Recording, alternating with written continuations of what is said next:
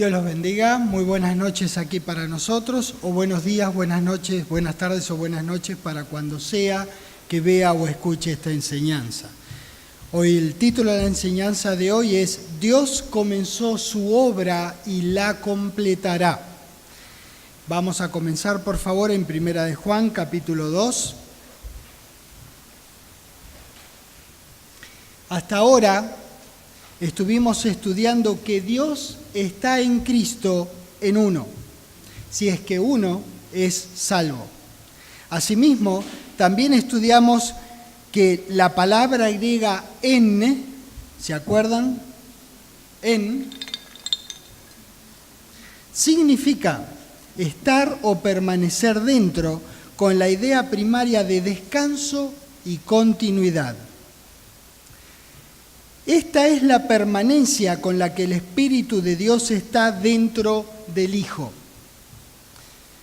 Al hacerlo su Hijo, Dios se comprometió con usted de por vidas. No tan solo de por vida, se comprometió con nosotros de por vidas, en esta vida y en la siguiente. Dios se comprometió por siempre con cada uno de nosotros. Eso, damas y caballeros, es permanencia y continuidad. El Padre espera de nosotros que permanezcamos en su Hijo, nuestro Señor, y que nos ocupemos en lo referente a esa enorme salvación que Él nos proveyó gratuitamente. Primera de Juan, capítulo 2, en el versículo 6, dice: el que dice que permanece en Él debe andar como Él anduvo. Si uno dice que permanece en su Señor con continuidad, entonces en algún momento se va a notar en su andar. No hará falta que uno lo diga. El andar lo dirá por uno. Espiritualmente hablando, ¿qué es lo que tenemos dentro? A Dios en Cristo, con permanencia, con continuidad, por siempre. Romanos capítulo 8, por favor. La única manera que se note en nosotros qué es lo que tenemos en nosotros es cuando permanecemos en nuestro Señor, andando como Él anduvo. Así la gente va a ver solamente la caja de afuera y va a poder intuir, va a querer tener lo que nosotros tenemos adentro. Por eso tenemos que hacer alguna diferencia delante de las personas para que ellos vean qué es lo que nosotros tenemos, sin necesidad inclusive, no que no haya que hacerlo, pero sin necesidad de decírselos. Romanos 8, versículo 1 dice: ahora pues ninguna condenación hay para los que están en Cristo Jesús, para los que no andan conforme a la carne, sino conforme al Espíritu. Fíjate con atención para quienes no hay ninguna condenación. Por si uno no entiende la primera de las cláusulas, te lo da por segunda vez, la segunda parte de la oración, cuando dice para los que están en Cristo Jesús. La palabra va un poco más allá, dándonos mayor claridad, diciéndolo de dos maneras. No andan conforme a la carne y los que andan conforme al Espíritu. Ambos andares son mutuamente excluyentes. Cada tanto en la transición nos encontraremos entre uno y otro, pero no se puede andar en los dos a la vez. Vos decidís cuál de los dos andares vos querés andar. El trabajo de Dios en Cristo en nosotros es perfecto. Será nuestro andar en los pasos de nuestro Señor lo que hará que otros vean en el mayor grado que nos sea posible esa perfección no de nosotros, sino esa perfección en nosotros. Y claro, eso no significa que nuestro andar será perfecto todas las veces. Significa sí que todas las veces tendremos la voluntad amorosa de permitirle a Dios que produzca en nosotros su querer y su hacer en pro de su buena voluntad. Versículo 2 dice, porque la ley del Espíritu de vida en Cristo Jesús me ha librado de la ley del pecado y de la muerte, porque lo que era imposible para la ley, por cuanto era débil por la carne, Dios enviando a su Hijo en semejanza de carne de pecado. Y acá yo quiero detenerme. Necesitamos considerar seriamente lo que acabamos de leer. No dice aquí Dios enviando a su Hijo en semejanza de carne. Eso no hace falta decirlo. Jesucristo era de carne y huesos, igual que nosotros. No hace falta aclarar eso. Dice aquí, en cambio, en semejanza de carne de pecado. Ahí está completo. Dios contabilizó el ofrecimiento de Jesús como si Jesús hubiese sido Adán mismo, que fue quien pecó. Eso es lo que hizo Dios a través de la ofrenda que hizo el Señor Jesucristo de su vida. Nuestro Señor no pecó, por eso tuvo que ser tomado por Dios como si lo hubiera hecho. Él, damas y caballeros, es el postrer Adán. No es el segundo como si hubiera de haber un tercero. Es el postrer, es el último. No hay más Adanes. Él hizo todo lo que había que hacer para corregir el error tremendo del primer hombre y su mujer. Pues bien, como su muerte fue en sustitución amorosa por nosotros, ahí Dios condenó al pecado en la carne. Y entonces continuamos leyendo el versículo 3, que dice, y a causa del pecado condenó al pecado en la carne, para que la justicia de la ley se cumpliese en nosotros. Enfatizo los en porque eso es lo que quiero hacer, enfatizarlos para ver la continuidad y la permanencia de todas estas cosas en la ecuación de lo que estamos viendo. Para que la justicia de la ley se cumpliese en nosotros, que no andamos conforme a la carne, sino conforme al Espíritu. Estamos hablando de andar en línea con lo que recibimos en virtud de esa condenación que recibió Jesús en su carne por nosotros, es decir, en nuestro lugar. Nuestro Padre sabe muy bien que somos de carne y huesos, y aún así espera de nosotros que tengamos una conducta de santidad. Si no fuera así, fíjate lo que sigue leyendo en el versículo 5 que dice, porque los que son de la carne piensan en las cosas de la carne. No hice énfasis porque es otra palabra griega. La leo nuevamente. Porque los que son de la carne piensan en las cosas de la carne, que en realidad esa palabra que es traducida en nuestras Biblias, es una palabra que quiere decir de acuerdo a, según o conforme. Es decir, los que son de la carne piensan de acuerdo a, según o conforme a las cosas de la carne. Pero los que son del Espíritu, esta otra misma palabra, piensan, los que son del Espíritu, en las cosas del Espíritu. Nosotros guiamos nuestra vida a que piense los pensamientos de Dios. ¿Y cómo nos hacemos de esos pensamientos? Eso es difícil. Tenés que comprarte una Biblia y la tenés que leer. Disculpen que traje esta mala noticia. Ahí están los pensamientos de nuestro querido Dios. Ahí está el corazón más profundo, más simple, de la grandeza del ser de Dios que tiene a bien considerarnos para hacernos sus hijos, sin que le paguemos, sin que hagamos nada por eso.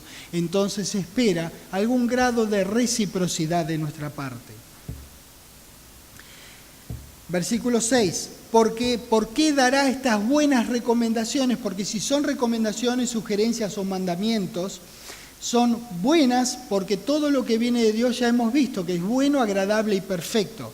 ¿Por qué lo hará? En el 6 te dice, porque el ocuparse de la carne es muerte, pero el ocuparse del espíritu es dos cosas. Podría estar conforme yo que dijera vida, pero dice vida y paz. Eso es lo que dice. Por cuanto los designios de la carne son enemistad contra Dios. ¿Por qué será eso así? Porque no se sujetan a la ley de Dios. ¿Y saben por qué no se sujetan? Porque no pueden. Porque no pueden. No hay posibilidad de que se sujetan. En el hipotético e imposible caso de que la carne quisiera sujetarse a la ley de Dios, no podría. Y nosotros, sobre todas las cosas, queremos agradar a nuestro Padre. Seguimos en el 8 donde dice, y los que viven según la carne. Hasta aquí el texto griego, al menos uno de ellos, dice, así que los que están en la carne, dice el texto. No es los que viven, no está mal decir que viven según la carne, pero fíjense el énfasis que ahora que nosotros conocemos con mayor profundidad el significado de la preposición en, fíjate la profundidad que gana esta cláusula, que en lugar de decir, y los que viven según la carne, dice, los que están en la carne, con permanencia, con continuidad. ¿Lo ves? Ahí se quedan, están tranquilitos, la carne está todo bien, fierita, bien con la carne, bárbaro. ¿Entendés? Con permanencia, con continuidad. Dice ahí que los que están así no pueden agradar a Dios. Y nosotros queremos agradar a Dios. A tal punto que cada tanto nos detectamos que no lo hicimos, que no lo hacemos o que no lo hemos hecho. Y nos amarga, no nos gusta, nos entristece. Queremos serle agradables, queremos bendecirlo, queremos darle gloria con nuestro andar, con nuestro decir, con nuestra conducta. Mas vosotros, dice el 9, no vivís según la carne, sino según el Espíritu, si es que el Espíritu de Dios mora en vosotros. Bueno, sí, claro que mora en nosotros, en vosotros también, en nosotros. Y si alguno no tiene el Espíritu de Cristo, entonces, ¿qué? No es de Él, no es de Él. Hay una versión del Nuevo Testamento muy interesante que a este versículo 8 y la primera parte del 9 la tradujo así. Disfruten conmigo, pueden leer la nuestra mientras tanto. Esta versión en el 8 comienza diciendo, y los que en la carne están, a Dios agradar no pueden. 9. Mas vosotros no estáis en la carne, sino en el Espíritu, supuesto que el Espíritu de Dios habita en vosotros. Buena traducción. Muy bueno. Tiene el énfasis que tiene que tener en el y en lo que nosotros deberíamos lograr en nuestra vida con nuestro andar. 10. Pero si Cristo está en vosotros, sí está, a ver, si lo dudo en algún momento me corro a un costadito, hablo un poquitito en lenguas, me escucho y el Espíritu a través de las lenguas me dice que soy hijo de Dios. Por si un día se me olvida. Por si un día digo, hoy no me siento hijo. Soy hijo igual. No tiene que ver con cómo yo me sienta.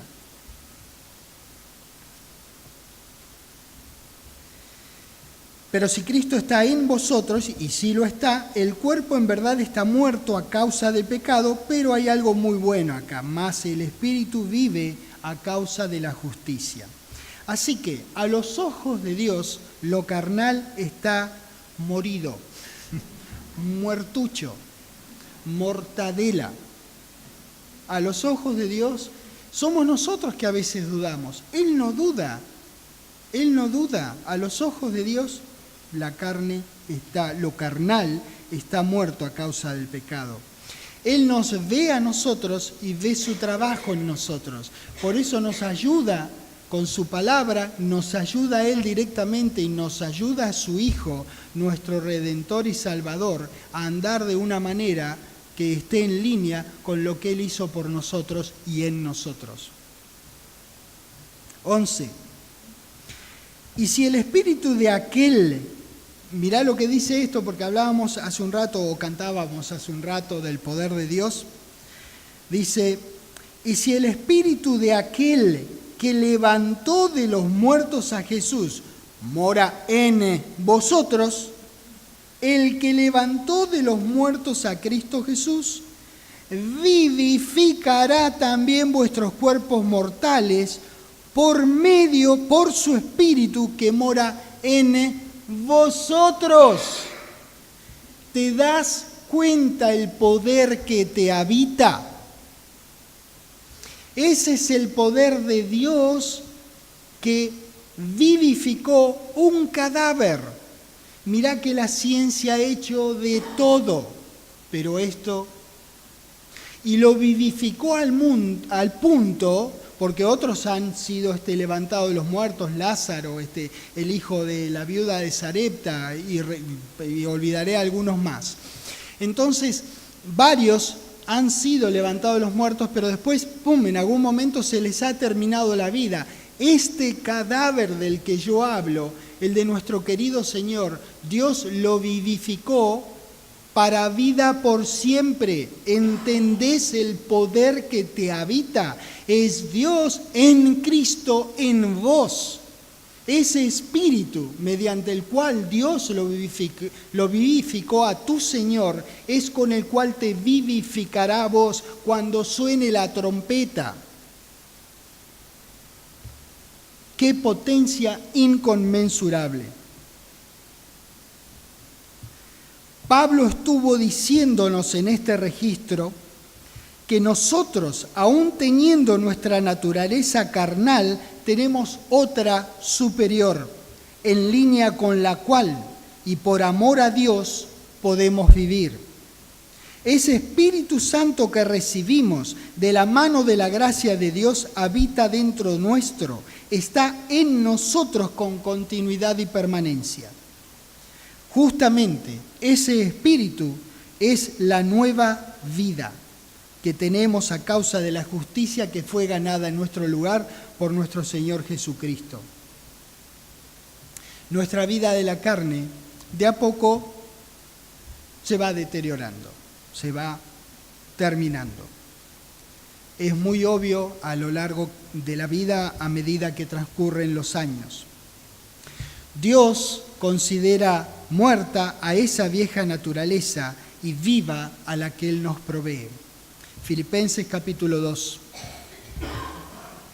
Y ya que vamos ahí, recuerden, este es un versículo de cabecera, así que probablemente regresemos en alguna otra ocasión. Ahí Pablo, gracias a Dios, abunda en su explicación y nos dice que ese poder que ahora está en nosotros tuvo la suficiente potencia como para resucitar a Cristo de los muertos, de tal forma que a partir de ese momento Él viva para siempre. Ese es el mismo poder mediante el mismo Espíritu que Dios usará para transformarnos. Así que recordemos este poderoso poder de nuestro poderoso Dios. Filipenses 2, versículo 13 dice, porque Dios es el que en vosotros produce. La palabra produce la veremos un rato más a lo largo de este fin de semana. Es la palabra griega energeo. Es fácil de pronunciar y es muy fácil de asociar con energía. Bueno, pues bien, absolutamente eso es lo que es. Porque Dios es el que en vosotros energeo, así el querer como el energeo nuevamente, dice ahí, el hacer por su buena voluntad. Por supuesto, les doy la palabra griega en infinitivo. Tiene alguna forma o adverbial o verbal que yo estoy omitiendo. Es solamente a los efectos de practicidad y simpleza. Como todo lo que hemos visto hasta ahora, podremos apreciar que lo que Dios produce, lo produce en nosotros. Eso que Él produce tiene permanencia y continuidad. Desde ahí adentro sale luego el querer y el hacer. Ahora bien, necesitamos recordar que todo lo que hace Dios lo hace en beneficio de las personas. A nosotros en primer lugar, y a todas las otras personas, porque te lo da de tal manera para que vos tengas y repartas. Dios no es mezquino, somos nosotros los que damos y Dios es el que derrama. Dios no tan solo da, Dios derrama. Te coloca un camión o troca, como sea que lo llamen, marcha atrás, viene así, la planchada se sube y derrama a Dios bendiciones hasta que sobreabunde. Dios derrama. Como hablamos de energía y hablamos de Dios, debemos saber qué es lo que queremos decir cuando usamos la palabra energía. De las muchas definiciones que nosotros podríamos encontrar, el vocablo energía, una muy simple, dice que energía es la capacidad que tiene la materia de producir trabajo en forma de movimiento, luz, calor, etc. Pues bien, si la materia tiene esa capacidad tan tremenda de producir movimiento, luz, calor, etc., ¿cuánto más podrá producir el poder de Dios dentro de cada uno de sus hijos? Él es el creador de la materia y Él es el creador de lo que vos tenés dentro. ¿Cuánto más podrá entonces ese poder si la materia tiene tanto poder? Aún considerando los inmensos logros humanos que nos dan tanta energía utilizable, ninguna de ellas, ni la energía solar, ni la hídrica, ni la mecánica, ni la química, ni la magnética, ni la electromagnética, iónica, metabólica, ni atómica, han podido darle vida a un cadáver. Fue Dios quien lo hizo. Ese es el poder poderoso que nosotros tenemos dentro nuestro con permanencia, reposando dentro nuestro con continuidad. Dios en nosotros produce energeo, es decir, que produce un trabajo interno que queda pendiente manifestar o evidenciar. Necesitamos tener en cuenta la razón por la cual Dios ha creado en nosotros un hombre interior y nuevo. Permítanme mostrarles en Efesios capítulo 2, ahí nomás en el barrio. Efesios 2, versículo 6. ¿Por qué será necesario que Dios tenga a bien en ejercer ese favor para nosotros? Efesios 2:10. Porque somos hechura suya, creados en Cristo Jesús para buenas obras, la cual preparó de antemano para que anduviésemos en ellas.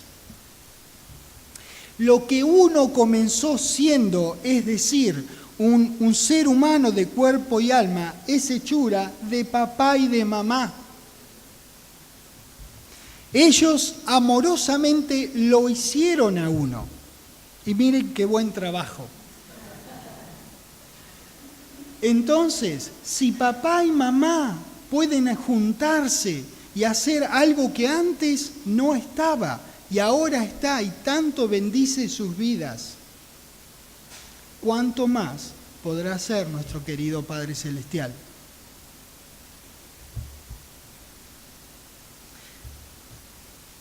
Esa hechura maravillosa de Dios en nosotros es tan santa como santo es el que la hizo, nuestro querido Dios. Además, el Padre desea que exterioricemos el poder y belleza de lo que ha colocado de manera permanente en nosotros. Este versículo nos dice el propósito de la creación de ese espíritu en nosotros para buenas obras. Ese espíritu infunde el total de nuestro cuerpo, dándonos una divina y santa naturaleza nueva.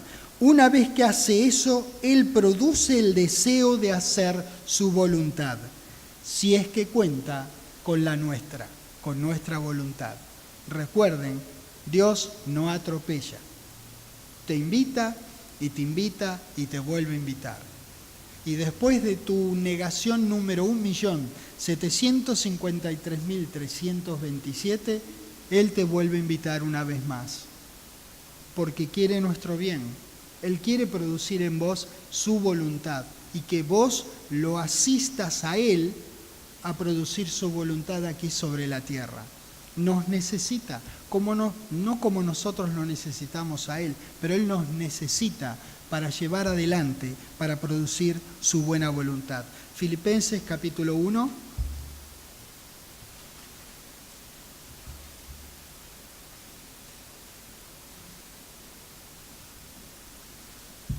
Este versículo está aquí afuera, en una placa afuera de este salón de clase, en otro idioma, pero está Filipenses 1:6, dice: estando persuadido de esto, que el que comenzó en vosotros la buena obra, la perfeccionará, no nos deja, nos da una nueva naturaleza y Él queda con nosotros listo para ayudarnos a usar como corresponde esa nueva naturaleza. Dios mío, ¿quién te instruye? Cualquiera que haya estudiado cualquier carrera, primaria, secundaria, terciaria o universitaria, te instruyen y te largan.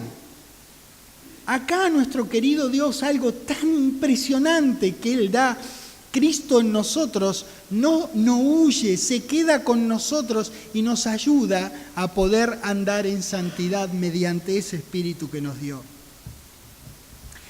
Y entonces lo hará hasta el día de Jesucristo. La buena obra que comenzó Dios en nosotros es el crear ese Espíritu Santo dentro.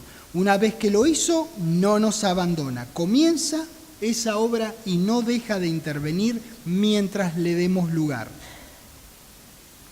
Si uno se aleja de la palabra de Dios y se aleja de su familia pensando erróneamente que no se aleja de Dios, entonces difícilmente Dios podrá hacer ese trabajo en nosotros que tanto desea hacer por nuestro bien y el resto de la humanidad. No que no lo pueda hacer, pero difícilmente podría. Acá las palabras comenzó y perfeccionará son dos palabras griegas que usadas así juntas se dan en otros dos versículos de la Biblia. Comenzó y perfeccionará. Son dos palabras griegas traducidas de esta manera en este versículo y de algunas maneras similares en otros dos que quiero leer. 2 Corintios, capítulo 8.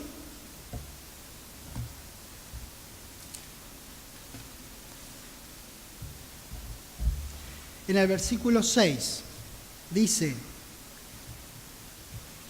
de manera que exhortamos a Tito para que tal como comenzó, ahí la primera de las dos palabras, antes asimismo acabe, de nuevo es la otra palabra, juntas, también entre vosotros esta obra de gracia. Recordemos que Dios comenzó y la terminará, Dios. Ahora es Tito que comenzó en ellos y la terminará, la acabará. Gálatas capítulo 3.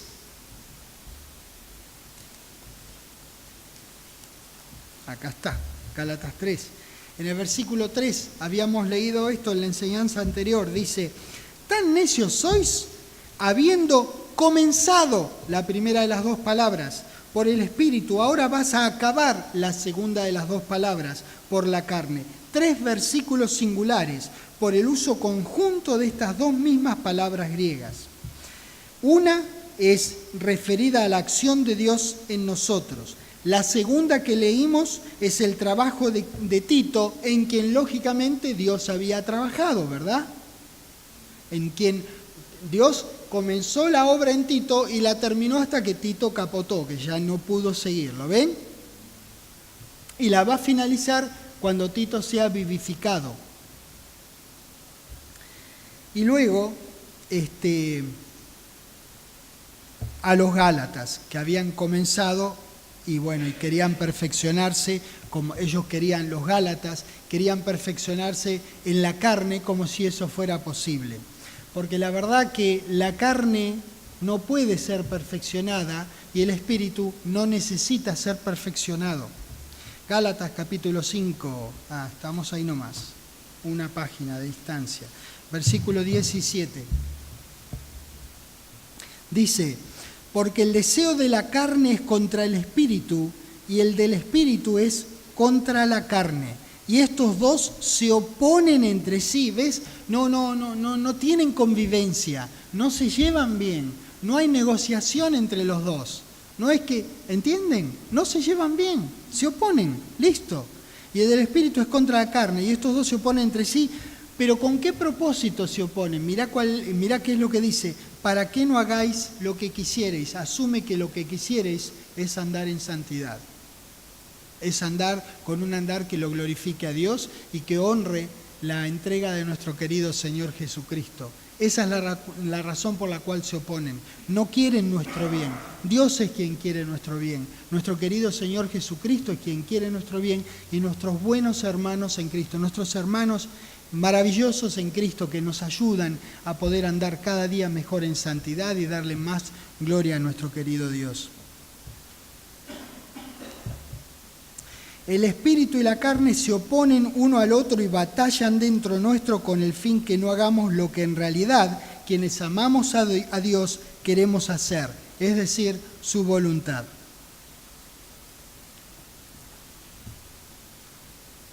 Si nosotros no fuéramos renacidos del Espíritu de Dios, no tendríamos este conflicto.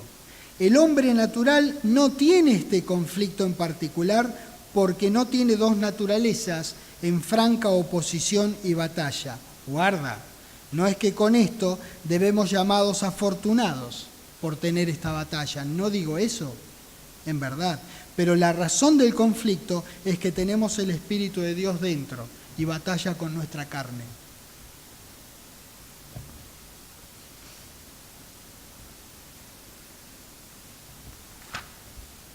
Romanos capítulo 8.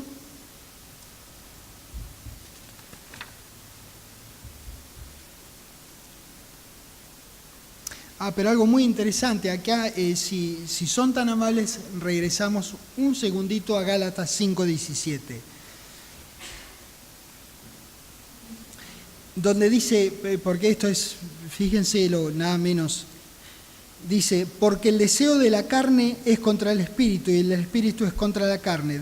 Primero es el deseo de la carne y luego el del espíritu. Estos dos se oponen entre sí para que no hagáis lo que quisierais. Entonces, en este solo versículo hay tres voluntades o deseos: la carne, el espíritu y el creyente. Por eso era importante que regresemos y que lo veamos. Finalmente, la carne, el espíritu y vos, yo, el creyente, nosotros los hijos. Finalmente, será el deseo nuestro el que determine el resultado de la batalla. Yo estoy todo el tiempo votando por uno o votando por el otro. Yo determino cómo sale la elección. Puede que deseemos algo, pero si es del mundo, no podremos tenerlo sin llegar a la corta o a la larga a ser esclavo de la carne. Puede que queramos manifestar el fruto del Espíritu: amor, gozo, paz, benignidad, paciencia, mansedumbre, templanza, fe. Puede que queramos hacerlo sin disciplinarnos a andar por el Espíritu, pero no es posible. No es posible. Para lograrlos, tenemos que andar por el Espíritu. Es necesario el Espíritu en nosotros. Necesitamos tomar conciencia que debemos llegar al punto de desear lo que el Espíritu en nosotros desea, a fin de lograr satisfacción en esta vida y recompensas en la próxima. Romanos capítulo 8. Ahora sí, Romanos 8.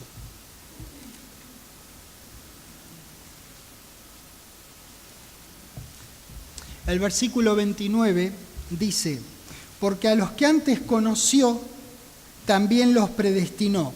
¿Saben para qué hizo esto? Bien, para que fuesen hechos conforme a la imagen de su Hijo, para que Él sea el primogénito entre muchos hermanos. Hebreos capítulo 13.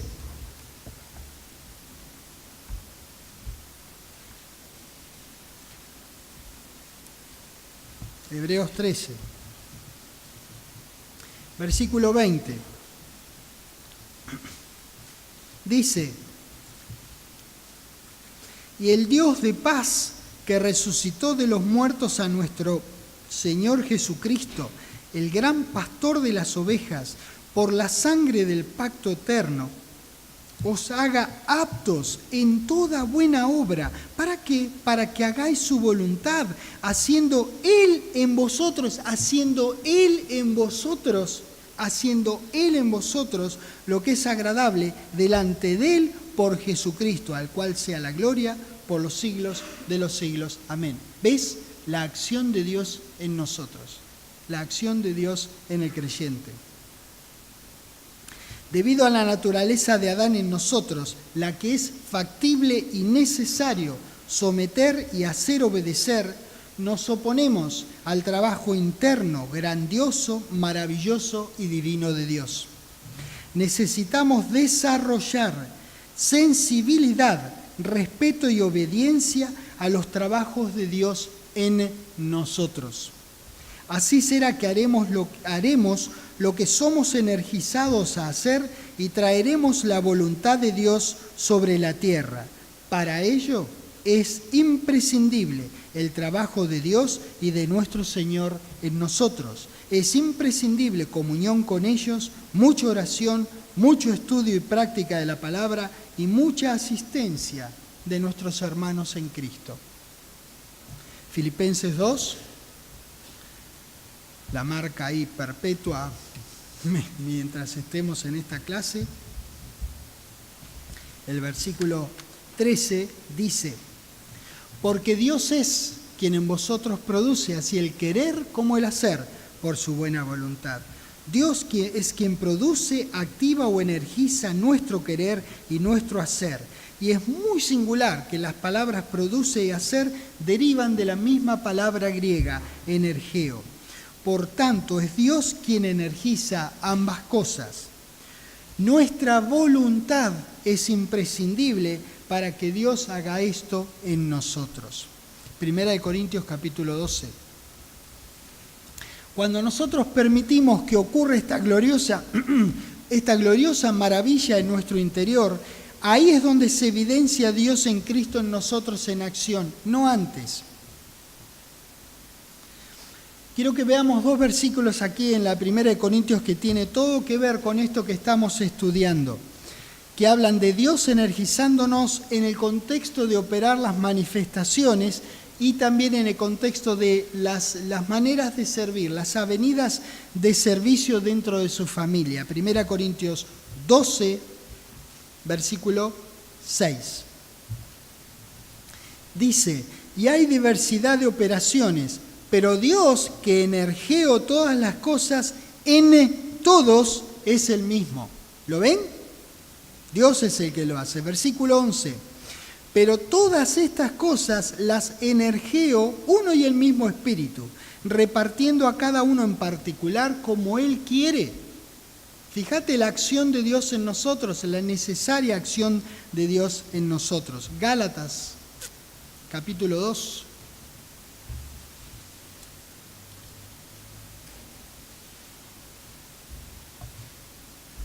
Versículo 8 dice: pues el que energió en Pedro para el apostolado de la circuncisión, energió también en mí, dice Pablo, para los gentiles. ¿Lo ven?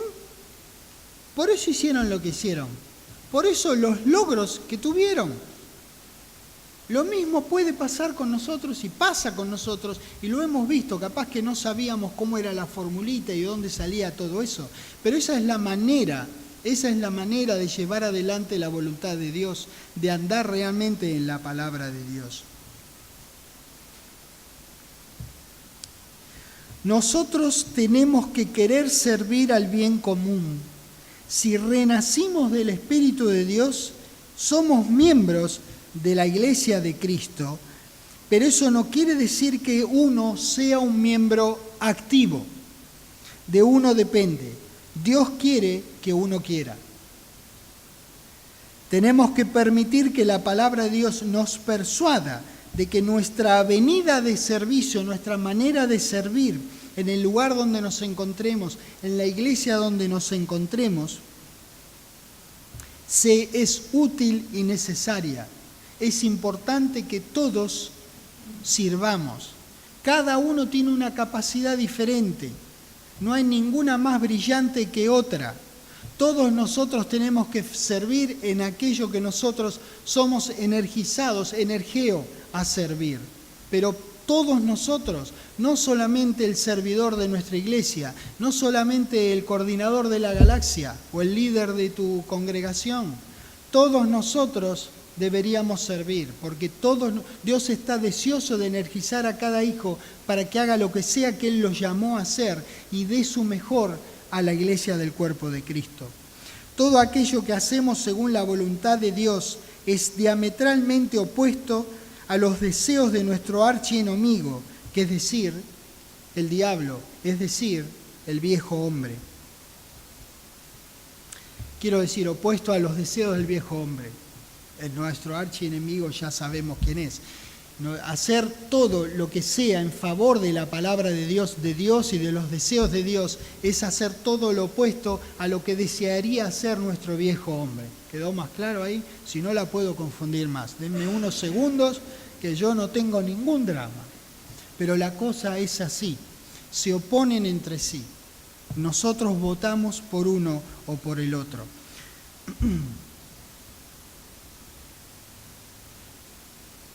La única manera de enfrentar los desafíos que se nos plantean a diario en el dominio del adversario, recuerden que Él es el Dios de este mundo, es con el poder de Dios residente en nosotros, es decir, con el don de Espíritu Santo. Segunda de Timoteo, capítulo 1.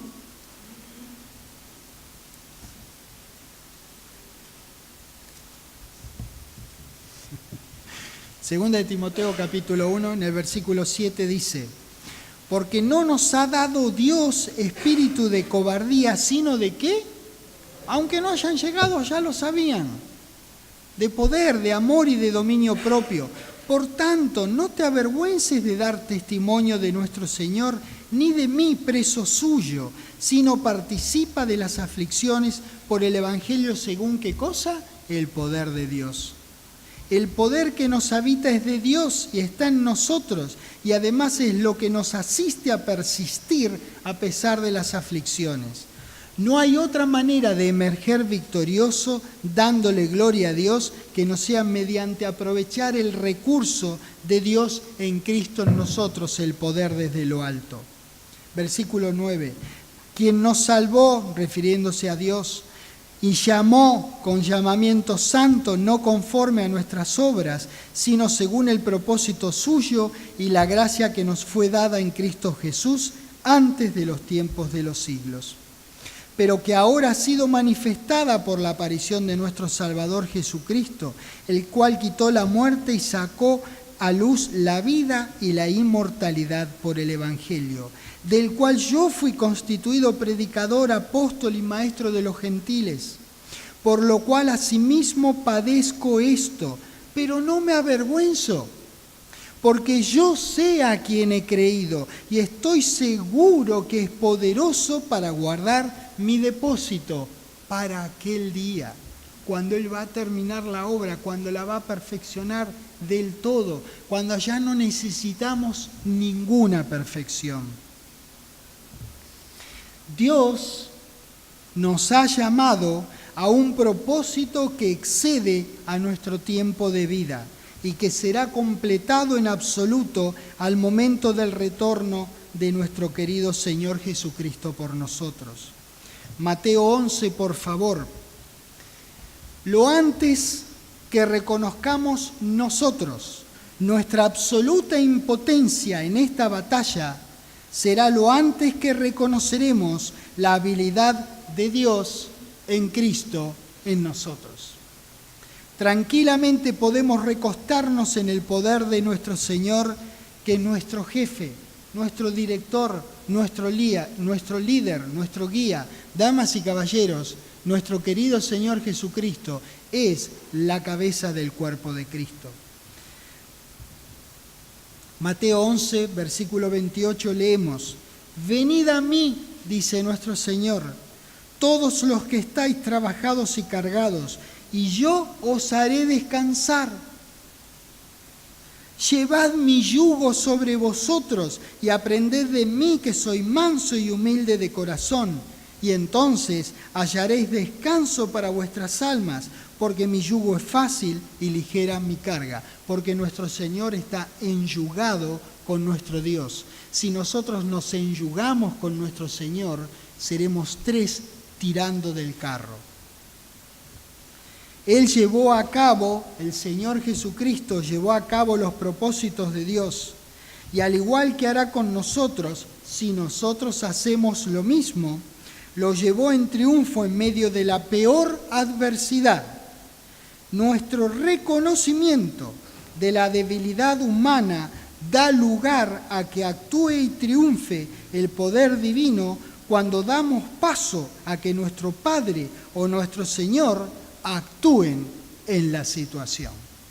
Así que te agradezco, querido Dios, por esta tremenda verdad, por esta simpleza de explicarnos el trabajo tuyo en cada uno de nosotros, y gracias por enseñarnos, por instruirnos y por tenernos toda la paciencia del universo para que nosotros nos elevemos a la altura del llamamiento con el que vos nos has llamado y te permitamos actuar y que tu voluntad sea hecha por nosotros. Te agradezco por eso, en el nombre del Señor Jesucristo. Amén.